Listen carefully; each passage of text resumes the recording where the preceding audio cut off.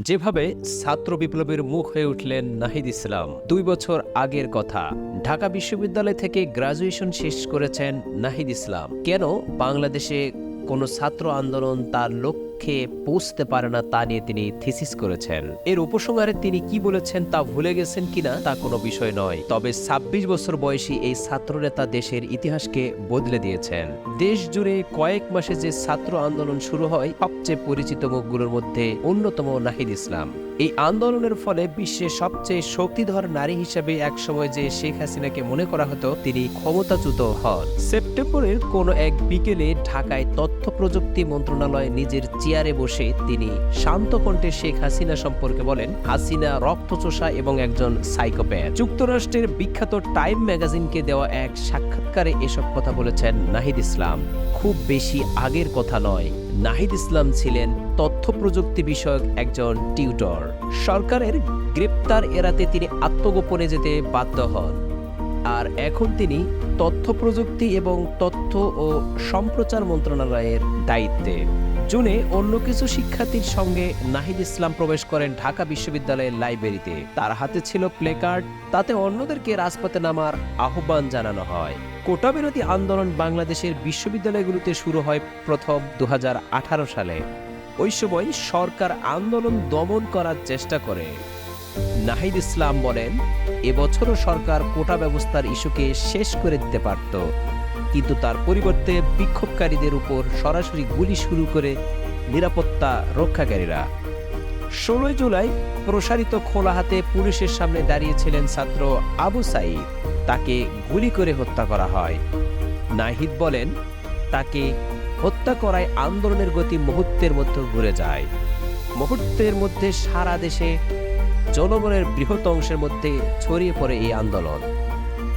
ভয়াবহ দুর্নীতি, দ্রব্যমূল্য বৃদ্ধি এবং ক্রমবর্ধমান কর্তৃত্ববাদী শাসনের ফলে জনগণের মধ্যে যে পাহাড় সম হতাশা দেখা দিয়েছিল, তার ফলে জনগণ নেমে আসে রাজপথে।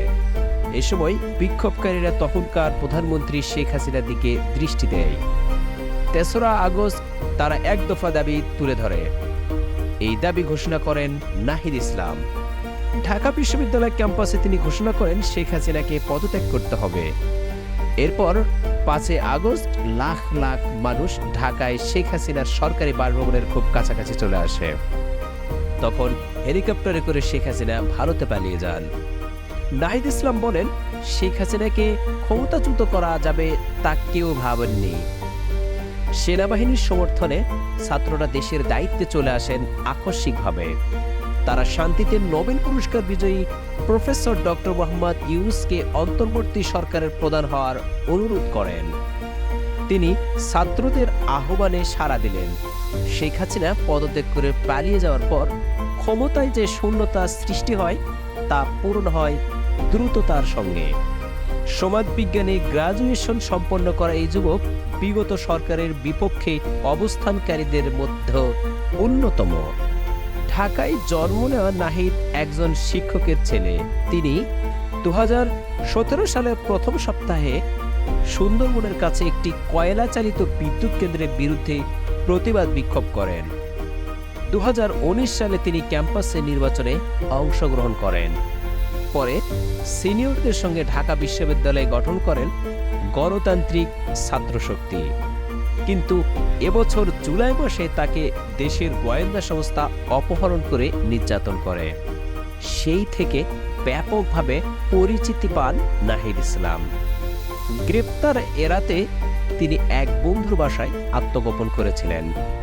এক তীব্র গরমে রাতে সাদা পোশাকে প্রায় 30 জন কর্মকর্তা সেই বাড়িতে গিয়ে হাজির হন। তিনি বলেন, তারা তার মাথায় কালো কাপড় দিয়ে ঢেকে ফেলে। তারপর বলে, বিশ্ব তোমাকে আর কখনো দেখতে পাবে না। নাহিদ ইসলাম মনে করেন তাকে তাদের গোপন বন্দি শিবিরে নিয়ে যাওয়া হয়, সেখানে তাকে প্রহার করা হয়। নাহিদ মনে করেন লোহার রড দিয়ে তাকে প্রহার করা হয়েছে, এতে তার বাহুতে এবং পায়ে কালো শিটে দাগ হয়ে যায়। প্রচন্ড ব্যথা, বিকট শব্দ এবং অতি উজ্জ্বল আলো তার দিকে সেট করে দেওয়া হয়, এতে তার মাথা ঘুরতে থাকে। মাঝে মাঝেই তিনি জ্ঞান হারান। নাহিদ বলেন, তারা জানতে চায় এই আন্দোলনের মূল হোতা কে, কোথা থেকে অর্থ আসছে। তিনি আরও বলেন, একদিন পর তাকে একটি ব্রিজের পাশে ফেলে রাখা হয়। স্থানীয় মিডিয়ায় তার আহতের ছবি প্রকাশ হয়, তাতে ক্ষোভ আরও বাড়ে। তিনি বলেন, আমাদের আন্দোলনের নেতা যারা পরিচিত মুখ তাদের খুঁজছিল গোয়েন্দা সংস্থাগুলো, কিন্তু আমরা তো একজন ছিলাম না, এটাই ছিল আমাদের শক্তি। তিনি আস্থার সঙ্গে মন্ত্রণালয়ে নতুন দায়িত্বে মনোনিবেশ করেছেন। তিনি বলেন, আন্দোলন ছিল একটি টিম ওয়ার্ক। তার ভাষায়, মিডিয়া সবসময় একটি মুখ খুঁজেছে, কিন্তু এই আন্দোলনে আমিই একমাত্র নেতা ছিলাম না, আমরা ছিলাম অনেকজন। তিনি বলেন, একাদা আমরা সবাই একসঙ্গে ছিলাম, এখনো আমরা এক আছি, আমাদেরকেই সব ম্যানেজ করতে হবে। ভোট জালিয়াতি, সমালোচকদের দমনপীড়ন এবং ভয়ের পরিবেশে 15 বছরের শাসনের মধ্যে থাকার পর জনগণের কণ্ঠস্বর সফলতা পেয়েছে। এজন্য বাংলাদেশিরা শক্তি পেয়েছেন। জনগণ এখন তাদের নতুন স্বাধীনতা ব্যবহার করছে। হয়রানির বিরুদ্ধে প্রতিবাদ করেছেন নারীরা। 15 বছর ধরে মানুষ কথা বলতে পারেনি, এখন সুযোগ পেলেই তারা কথা বলছেন। তবু তার সবচেয়ে বড় চ্যালেঞ্জ সামনে। দেশে স্বস্তির পরিবেশ থাকলেও তা উদযাপনের অনেক বেশি সময় নেই। নতুন সরকারের জন্য গুরুত্বপূর্ণ হল আইন শৃঙ্খলা পুনঃস্থাপন। নাহিদ ইসলাম বলেন, অন্তর্বর্তী সরকারের কাজ হলো দেশ থেকে দুর্নীতির মূলোৎপাটন করা, নির্বাচন না হওয়া পর্যন্ত দেশকে গণতন্ত্রের পথে নিয়ে আসা। তিনি আরও বলেন, আমরা অল্প সময়ের জন্য এই দায়িত্বে আছি। দুর্নীতি এবং সহিংসতা জনগণ আর চায় না। নতুন প্রজন্মের পালস আমাদের বোঝা উচিত। আমাদের উচিত সামনে এগিয়ে যাওয়া।